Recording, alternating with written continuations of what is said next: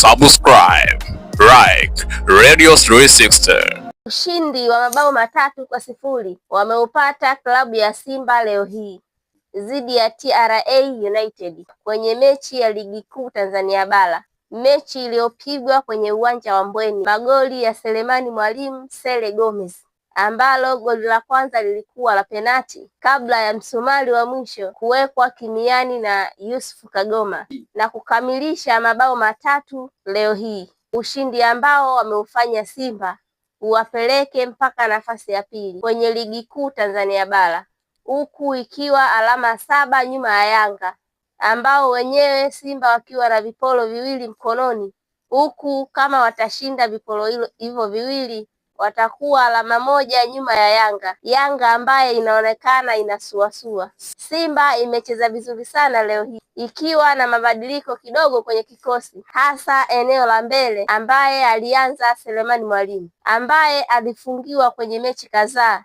Sisi Radio 360 tulikuwa kwenye uwanja wa Jenerali Isamuhyo ambaye tumekuletea mechi hii ambaye ilikuwa ni tamu kweli kweli. Siku ya leo mashabiki wa Simba wamefurahi sana, huku wakimpa zawadi Kibabage ambaye alikuwa ametrend kwenye mtandao, ambaye baada ya kusemwa na msemaji wa Yanga Ali Kamwe, Kibabage leo hii amesababisha penalty ambaye imeleta goli la kwanza. Kutoka hapa Radio 360, mimi ni Shamim Ali, Radio 360, we are on.